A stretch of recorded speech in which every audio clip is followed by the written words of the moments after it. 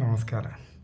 ഇത് മറ്റൊരു കോളേജ് അധ്യാപികൻ്റെ കഴുപ്പ്, അതായത് സ്വന്തം സ്റ്റുഡൻറ്റിനോട് കഴുപ്പ് മാറ്റിയ കഥ.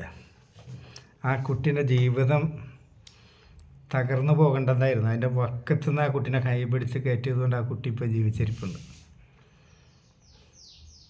ഈ കോളേജ് അധ്യാപികയാണ് കഥാപാത്രം. ഇവള് എറണാകുളത്തുള്ള ഒരു പ്രശസ്ത കോളേജിൽ ആണ് പഠിപ്പിക്കുന്നത്. അവളുടെ നാടവിടെ അല്ല, പക്ഷെ അവളവിടെ ഒരു ഫ്ലാറ്റിൽ, വേറെ ബന്ധുവിൻ്റെ ഫ്ലാറ്റിലാണ്, ഒഴിഞ്ഞു കിടക്കുന്ന ഫ്ലാറ്റിൽ ഇവൾ ഒറ്റക്ക് താമസിക്കുക. അപ്പോൾ ഇവൾക്ക് കഴപ്പിച്ചിരി കൂടുതലാണ്. അപ്പോൾ ഈ കോളേജിലെ മുതിർന്ന കുട്ടികൾ ഫൈനൽ ഇയറൊക്കെ ആകുമ്പോൾ അത്യാവശ്യം വലിപ്പം ഉണ്ടാവില്ല. ഈ പയ്യൻ PG. ഇവന് ടീച്ചറോട് ചെറിയൊരു ഇൻട്രസ്റ്റ് വന്നു. അതായത് ഈ പ്രേമ സിനിമയിൽ ഉണ്ടായ പോലെ, പ്രേമ സിനിമ കണ്ടിട്ട് സമൂഹത്തിന് മോശം മെസ്സേജാണ്, ഗുരുനാഥനെ പ്രേമിക്കുകയാണെന്നൊക്കെ പറഞ്ഞ് ഇവിടെ കുറേ ഇഷ്യൂ ഉണ്ടായിട്ടുണ്ട്. ഇതിനും വളരെ പണ്ട് ചാമരം എന്ന് പറഞ്ഞൊരു സിനിമ ഉണ്ട്, മറ്റേ പ്രതാപ് പോത്തൻ്റെ. അത് അതിലേറെ അധ്യാപകനെ പ്രേമിച്ചൊരു സിനിമയാണ്. പക്ഷെ അന്നൊന്നും ഇത്ര വിമർശനം നേരിട്ടില്ല. ഞാൻ വിഷയത്തിലേക്ക് വരാം. അപ്പോൾ ഇവള് ഈ ചെക്കൻ്റെ ചേഷ്ടകളും ഇതൊക്കെ കണ്ടപ്പോൾ അവളത് മുതലെടുക്കാൻ തീരുമാനിച്ചു. കാരണം ഇവളുടെ കഴുപ്പ് മാറ്റണം. ഇവൻ്റെ ഓരോ ചെറിയ ചെറിയ മെസ്സേജുകളൊക്കെ സ്വീകരിക്കണം, റിപ്ലൈ കൊടുക്കണം, ചാറ്റ് ചെയ്യണം, സംസാരിക്കണം. ഇവന് ഡൗട്ട്സ് പറഞ്ഞു കൊടുക്കാൻ അവൾ ഫ്ലാറ്റിൽ വിളിക്കൽ തുടങ്ങി. അതോടുകൂടി ഗുരു ശിഷ്യബന്ധം ഇല്ലാണ്ടാകുകയാണ്. ഇവൾ വളരെ ട്രാൻസ്പെറൻ്റ് ആയിട്ടുള്ള ഡ്രസ്സൊക്കെ ഇട്ട് ഇവന് ഡൗട്ട്സ് പറഞ്ഞു കൊടുക്കുക. ഇവൻ നോക്കുമ്പോൾ കവിളത്ത് കുത്തുകയും തോണ്ടൊക്കെ ചെയ്യും. എന്താ നീ ഇങ്ങനെ നോക്കണേ, എന്തിനു പറയണം? അവളും മുൻകൈ എടുത്ത് ഇവനെ കൊണ്ട് കളിപ്പിച്ച്, ഇവനെ കൊണ്ട് നാക്കും കൊണ്ടാണ് ഫസ്റ്റിലെ ചെയ്യിപ്പിച്ചത്. ഇതെങ്ങനെ ഞാനറിഞ്ഞെന്നുള്ളത് ഇതിൻ്റെ ബാക്കിൽ പറയാം. മനസ്സിലായി? ഇത് ഞാൻ പച്ചക്ക് പറയുമ്പോൾ എൻ്റെ ലാംഗ്വേജ് എല്ലാ സമാനം ഇങ്ങനത്തെയൊക്കെ പറയുമ്പോൾ ചില ആൾക്കാർക്ക് കുരു പൊട്ടും. ഞാൻ നാടൻ മനുഷ്യന്മാർക്ക് വേണ്ടിയുള്ള സംസാരമാണ്. ഞാനൊരു നാടൻ മനുഷ്യനാണ്, അതുകൊണ്ടാണ് ഞാൻ ഇത്തരം ഭാഷയിൽ സംസാരിക്കുന്നത്. ഇപ്പോൾ ഞാൻ ഇന്നലെ ഒരു പാട്ട് കണ്ടു, റംസാനിലെ ചന്ദ്രികയോ രജനീഗന്ധിയോ എന്നുള്ള പാട്ടില്ലേ. ഇന്നലെയാണ് അതിൻ്റെ വേർഡ്സ് ഞാൻ ശ്രദ്ധിച്ചത്. അപ്പോൾ അതിലുണ്ട് പാടുകയാണ്, നിൻ്റെ നിറഞ്ഞ മാറിനെ ചൂടുള്ള തലേണയാക്കൂ. മനസ്സിലായ? ഇവിടെ നിറഞ്ഞു നിൽക്കണ പോലെ അവന് ചൂടുള്ള ഒരു തലേണയായിട്ട് സമ്മതിച്ചു കൊടുക്കാൻ, അവനതുമ്മ കിടക്കാൻ. ഇത് പാട്ട് കേൾക്കണ എല്ലാ മലയാളികൾക്കും അത് മനസ്സിലാവില്ല, കുറച്ച് മലയാളം അറിയുന്നവന് മനസ്സിലാവും. അപ്പോൾ അവർ അത് കേട്ട് സുഖിച്ചാൽ മതി. അപ്പോൾ അത് അശ്ലീലമല്ല. ഭൂരിഭാഗം പേർക്കും മനസ്സിലാകുന്ന ഭാഷയിൽ സംസാരിച്ചാൽ നാടൻ പ്രയോഗങ്ങളാണ്, കായും പൂയൊക്കെ പറയേണ്ടി വരും. അപ്പോൾ അത് അശ്ലീലം. ഈ അശ്ലീലമൊക്കെ വൃത്തികളൊക്കെ കണ്ടുപിടിച്ച് അവർ വേണം ഒരു പൂച്ചൻ്റെ പൂമാല ഇട്ട് കൊടുക്കാൻ. എന്നിട്ട് ബാക്കി പറയാം. അങ്ങനെ ഇവൾ നക്കിക്കലും പിടിക്കലും പരിപാടിയും തുടങ്ങി ഇവർ എൻജോയ്. പക്ഷേ ചില ദിവസങ്ങളിൽ ഇവളുടെ ഫോൺ വിളിച്ച് അവൾ ഫോൺ എടുക്കില്ല രാത്രി. അപ്പോൾ ഇവന് നിരാശയായി. കാരണം ഇവന് ഇവളെ പ്രേമിക്കണം, അത് അവൾക്ക് മനസ്സിലായിട്ടുണ്ട്. അന്ന് ഫസ്റ്റിലെ തന്നെ പറയണ്ടേ, നമ്മൾ തമ്മിൽ പരിപാടി ബന്ധം മാത്രം മതി, പ്രേമൊന്നും വേണ്ടെന്ന്. പക്ഷെ അവൾ ഇവനെ കുരങ്ങാക്കി. അപ്പോൾ ഇവൾക്ക് കല്യാണം നിശ്ചയിച്ച് വെച്ച ആളും ഗൾഫിലുണ്ട്, എൻജിനീയറാണ്. ഇവൾ അവനായിട്ട് ചാറ്റ് ചെയ്തുകൊണ്ട് വെക്കും. ഇവൾക്ക് വേറെ സ്മാർട്ട് ഫോണുണ്ട്, വേറെ സിമ്മുണ്ട്. ഇവൾ ഈ ഇവൻ വിളിക്കണ ഫോൺ സൈലൻ്റാക്കി വെക്കും. ഒരു 15 കോൾ ചെയ്താലും ഫോണ് സൈലൻ്റ് അല്ലേ, അവൾ ഇവനോട് ചാറ്റ് ചെയ്തുകൊണ്ട് വെക്കുക. നേരം വെളുത്ത് ഇവൻ പരിഭവം പരാതിയൊക്കെ പറയുമ്പോൾ അത് ഞാൻ കണ്ടില്ല, ഉറങ്ങിപ്പോയി എന്നൊക്കെ പറയാം. അങ്ങനെ ഇവൻ്റെ പ്രേമം കലശലായപ്പോൾ ഒരു ദിവസം ഇവളുടെ മറ്റേ ഫോൺ അവൻ കണ്ടു. അങ്ങനെ ഇവളോട് ചോദ്യം ചെയ്തപ്പോൾ നീ ആരാ എൻ്റെ പേഴ്സണൽ കാര്യങ്ങൾ ചോദ്യം ചെയ്യുന്നത്. അപ്പോൾ ഇവളുടെ സ്വഭാവം മാറി. അപ്പോൾ പെണ്ണിൻ്റെ തണിക്കാണ് ഇവളെടുത്ത്. നീ ആരാണ്? എൻ്റെ കല്യാണം നിശ്ചയിച്ചേക്കാണ്, നിന്നെ കെട്ടാൻ പോണവനായിട്ടാണ് ഞാൻ ചാറ്റ് ചെയ്യണം, നിനക്കെന്താ വേണ്ടതെന്നൊക്കെ ചോദിച്ചപ്പോൾ ഈ ചെക്കൻ തകർന്നു പോയി. ചെക്കനാകെ അപ്സെറ്റായി, പ്രശ്നമായി. ഇവളെന്ത് ചെയ്ത് വീട്ടിൽ ചെന്ന് ആരോടും മുണ്ടൂല, കഥ കടച്ചിരിക്കും. കഞ്ചാവ് വലി തുടങ്ങി.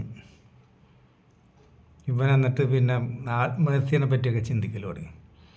ഇവൻ്റെ കൂട്ടുകാരോടൊക്കെ ആത്മഹത്യ ചെയ്യാൻ ഈ സൈനൈഡ് അവിടെ കിട്ടും, പൊട്ടാസ്യം സൈനൈഡ് അവിടെ കിട്ടും എന്നൊക്കെ അന്വേഷിച്ച്. അപ്പം ഒരു ഫ്രണ്ട് ഇവൻ്റെ ഫാദറിനോട് പറഞ്ഞ് ഇങ്ങനെ ഒരു സംഭവമുണ്ട്, അവനിങ്ങനെ ആത്മഹത്യക്കുള്ള വിഷമൊക്കെ അന്വേഷിക്കേണ്ടതെന്ന് പറഞ്ഞപ്പോൾ ഫാദർ ഇവനോട് കാര്യങ്ങളൊക്കെ ചോദിച്ചു. അപ്പോൾ ഇവന് വ്യക്തമായിട്ടൊന്നും പറയാനില്ല. അപ്പോൾ ഇവൻ്റെ ഫാദർ എൻ്റെ ഫ്രണ്ടാണ്. അയാൾ എന്നോട് പറഞ്ഞു, നീ ഒന്നും ഇവിടെ വരെ പാടാതെ ഒരു അത്യാവശ്യ കാര്യമുണ്ട്. ആദ്യം എന്നോട് അതല്ല പറഞ്ഞത്, നിൻ്റെ ആ ഭാഗത്ത് നല്ല സൈക്കോളജിസ്റ്റ് ഉണ്ടായിച്ച്. അപ്പോൾ എന്താ കാര്യം ചോദിച്ചു. അപ്പോൾ പറഞ്ഞു, മോൻ ഇങ്ങനത്തെ ഒരു പ്രോബ്ലം ഉണ്ട്, നല്ലൊരു സൈക്കോളജിസ്റ്റ് ആവണം, കോഴിക്കോട് എവിടെയെങ്കിലും ഉണ്ടെങ്കിൽ അതാണ് നല്ലത്, ഇവിടെ അടുത്തൊന്നും വേണ്ട. സംഭവങ്ങൾ ഞാൻ ചോദിച്ചറിഞ്ഞപ്പോൾ ഞാൻ പറഞ്ഞു, ഇതിനൊരു ഇഷ്ടം വേണ്ട. ഓരോ സൈക്കോളജിസ്റ്റ് അവരുടെ ഭാവനക്കനുസരിച്ചാണ് ഈ കാര്യങ്ങൾ സൊല്യൂഷൻ കണ്ടെത്തുന്നത്. ചിലപ്പോൾ മെഡിസിൻ സ്റ്റാർട്ട് ചെയ്യും, ഡിപ്രഷൻ വരാണ്ടിരിക്കാനൊക്കെ. പിന്നെ അത് പുലിവാല. ഞാൻ ഏതായാലും ഇവനോട് സംസാരിക്കട്ടെ പറയാം. അപ്പം ഇവനും ഞാനുമായിട്ടെന്ന് പറഞ്ഞാൽ നല്ല കമ്പനിയാണ്. എന്നെ അങ്കിളെന്ന് വിളിക്കുള്ളെങ്കിൽ ഇടയ്ക്ക് 2 പേക്കൊക്കെ ഒഴിച്ച് കൊടുക്കും ഞാൻ. ഇവൻ്റെ മിക്ക കാര്യങ്ങളും എനിക്കറിയാം. ഞങ്ങൾ ഫ്രണ്ട്സ് പോലെ.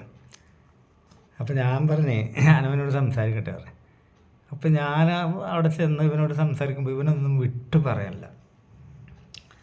സംഗതി കുറച്ച് ഗൗരവമുള്ള കേസാണ്. ഇവനങ്ങനെ ഇട്ടെറിഞ്ഞ് പോരാനും പറ്റില്ല. ചെറുപ്പക്കാർക്ക് എന്താ തോന്നണമെന്ന് പറയാൻ പറ്റില്ല. ചിലപ്പോൾ വൈരാഗ്യം തോന്നി അവളെന്തെങ്കിലും ചെയ്താലോ, ഈ കഞ്ചാവൊക്കെ മൂത്ത് കഴിയുമ്പോൾ എന്തെങ്കിലും പ്രശ്നമാവില്ലേ. ഇങ്ങനെ ഞാൻ ഇവനോട് ചോദിച്ചു, നമുക്കൊരു യാത്ര പോയാലോ ചോദിച്ചു.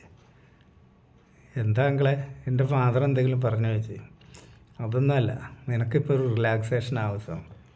എങ്ങോട്ടാണ് പോകണേ ചോദിച്ചു. ഞാൻ നമുക്ക് ഡൽഹി വരാൻ ടിക്കറ്റ് എടുക്കാം, പിന്നെ അവിടെ നിന്ന് ശ്രീനഗർ പോകണം. അതൊക്കെ കിട്ടണ വണ്ടി, ട്രെയിനാണ് ഇരിക്കും, ചിലപ്പോൾ ജമ്മു വരെ, പിന്നെ അവിടെ നിന്ന് ബസ്സിനാവും, അല്ലെങ്കിൽ ഡൽഹിയിൽ നിന്ന് ബസ്സിനാവും. അതൊന്നും പറയാൻ പറ്റില്ല. ഇപ്പോൾ ഒരാഴ്ച കഴിഞ്ഞ് തിരിച്ച് ഡൽഹിയിൽ വന്നിട്ട് ഡൽഹിയിൽ നിന്ന് ഇങ്ങോട്ട് ടിക്കറ്റ് റിസർവ് ചെയ്യും, ഇവിടുന്ന് ഡൽഹി വരെ. അത് കഴിഞ്ഞിട്ട് നമ്മളെ ഇഷ്ടം പറഞ്ഞു വരാൻ സമ്മതിപ്പിച്ച് ഞങ്ങൾ പോവാണ്. അപ്പം അമൃത്സർ വണ്ടിക്കാണ് ഞങ്ങൾ അന്ന് ടിക്കറ്റ് കിട്ടിയത്. നേരെ ഡൽഹിയിൽ പോയി ഇറങ്ങാനുള്ള പ്ലാനായിരുന്നു. അപ്പോൾ രാവിലെ ഡൽഹി എത്തും, രാത്രി വണ്ടി ഇങ്ങനെ ഓടിക്കൊണ്ടിരിക്കും. ഭോപ്പാൽ കഴിഞ്ഞപ്പോൾ ഞാൻ അവനോട് ചോദിച്ചു, പ്ലാനൊന്ന് മാറ്റി പിടിച്ചാലോ ചോദിച്ചു. എന്താ ചോദിച്ചു. അപ്പോൾ ഞാൻ പറഞ്ഞു, ഇനിയിപ്പോൾ വരാനുള്ള ജാൻസിയാണ്, അത് കഴിഞ്ഞാൽ ഗോളിയർ, അത് കഴിഞ്ഞാൽ ആഗ്ര. ആഗ്രയിൽ നമുക്ക് ഇറങ്ങാം, മറ്റേ താജ്മഹലൊക്കെ ഒന്ന് കാണാം. നിൻ്റെ പോലെ പ്രേമത്തിൻ്റെ അനശ്വര ശില്പം എന്നൊക്കെ അല്ലേ പറഞ്ഞത്. അപ്പോൾ പറഞ്ഞ് കളിയാക്കണ്ടാക്കി പറഞ്ഞു. അപ്പോൾ ഇവൻ എൻ്റെ കുറേ വിക്രസുകൾ അറിയാം. ഞങ്ങൾ ആഗ്രയിൽ ഇറങ്ങി താജ്മഹൽ കണ്ടു. എന്നിട്ട് ഞാൻ എൻ്റെ കുറേ ചരിത്രം പറഞ്ഞു കൊടുത്തു, ഓരോ പെണ്ണുങ്ങളെ കളിച്ചതും ഓരോ സ്ഥലത്തുണ്ടായ എക്സ്പീരിയൻസ്. അപ്പോൾ എൻ്റെ കുറേ കഥയൊക്കെ അവനറിയാം. ഞാൻ പറഞ്ഞു, പെണ്ണുങ്ങൾ എന്നൊക്കെ പറഞ്ഞാൽ അങ്ങത്ര തന്നെ ഉള്ളൂ. ഞാൻ കെട്ടണമെങ്കിൽ ഇപ്പോൾ ആരെയൊക്കെ കെട്ടേണ്ടിയിരുന്നു. ഇതൊന്നാമത്തെ നിൻ്റെ അധ്യാപിക. പിന്നെ അവൾ മറ്റൊരുത്തനെ കല്യാണം കഴിക്കാൻ നിശ്ചയിച്ച പെണ്ണ്. അവനെ പറ്റിച്ചിട്ടാണ് നിനക്ക് കളിക്കാൻ തോന്നുന്നത്. നിന്നെ അവൾ കെട്ടി, അവൾക്ക് പ്രേമമൊന്നുമില്ല എന്ന് കൂട്ടിക്കോ. നീ അവളും കൂടി കല്യാണം കഴിച്ച്, നീ അവളായിട്ടൊരു 6 വയസ്സിൻ്റെ ഡിഫറൻസ് ഉള്ളു. അത് നീ സഹിച്ച് അവൾ നിന്നെ കെട്ടി. ഇവള് പിന്നെയും കൊടുക്കും. അവളുടെ സ്വഭാവം അതാണ്, അവൾക്ക് അമിത കാമാസക്തിയാണ്. നിന്നെയും പറ്റിക്കോളൂ. നിനക്ക് ഇത്രയും കളി കിട്ടിയത് ഭാഗ്യമെന്ന് വിചാരിക്കുക. മനസ്സിൽ നിന്ന് ആ സെൻറ്റിനടുത്ത് ദൂരെ കളയാൻ പറഞ്ഞു. ഇത് കൗൺസിലിങ് ഇതൊന്നുമല്ല. നീ വെറുതെ നിൻ്റെ ജീവിതം പാഴാക്കണ്ട. നീ ഇപ്പോൾ എത്ര കളി കളിച്ചിട്ടുണ്ടാവും ചോദിച്ചു. അപ്പോൾ പറഞ്ഞു, ഒരുപാട് കളിച്ചിട്ടുണ്ടെങ്കിൽ പറഞ്ഞു. അത് നിനക്ക് ബോണസാണ്. ഇനി അവൾ പോകണടുത്ത് പോട്ടെ. അവളുടെ തനിനിറം നിനക്ക് മനസ്സിലായില്ല. നിന്നെ പട്ടിനെ ആട്ടണ പോലെ ആട്ടി വിട്ടില്ല അവൾ. അവളുടെ സ്വകാര്യത പേഴ്സണൽ കാര്യത്തിൽ എന്തിനാ ഇടപെട്ടേന്ന്. അപ്പം നിൻ്റെ മനസ്സിൽ അവൾക്ക് എന്ത് സ്ഥാനം ഉണ്ടായത്? ഒന്നും ഉണ്ടായില്ല. അവൾക്ക് കാമം തീർക്കണം, അവളുടെ കടി മാറ്റാൻ മാത്രം. അത് നീ മറ്റൊരു പോലെ മാറ്റി കൊടുത്തില്ലേ. ഇനി നമുക്ക് മാറ്റി പിടിക്കാം. നീ അവളോട് വല്ല വൈരാഗ്യം തീർക്കാൻ പോയാൽ നീ ജയിലിൽ പോവും. വേറെ ഒന്നും ഇവിടെ സംഭവിക്കാൻ പോകില്ല. ഈ ലോകത്തിനൊരു മാറ്റവും വരാൻ പോകില്ല. നീയൊക്കെ എന്നെ കണ്ട് പഠിക്കട ചേർക്കാറ്. പറഞ്ഞ് ഞങ്ങൾ പിന്നെ ജമ്മുവിൽ പോയി. അവിടുന്ന് പിന്നെ വൈഷ്ണോദേവി ടെമ്പിൾ കാണാൻ പോയി. ഏതായാലും ഞങ്ങൾ തിരിച്ച് പറഞ്ഞ ദിവസമൊക്കെ തന്നെ ഞങ്ങൾ തിരിച്ച് കൊച്ചിയിലെത്തി. കൊച്ചിയിലെത്തിയപ്പോൾ ഇവർ കൗൺസിലിംഗ് വേണ്ട, ഒരു ഡി അഡീഷൻ സെൻറ്ററും വേണ്ട, ഒരാളൊക്കെ വേണ്ട, ഇവളെന്നെ കെട്ടി അടിക്കുക അല്ലെങ്കിൽ വേറെ നോക്കാന്നുള്ള ഒരു മൈൻഡാക്കി. ഇതൊന്നും ഒരു സൈക്കോളജിസ്റ്റിനെ കൊണ്ട് നടക്കുന്ന കാര്യമല്ല.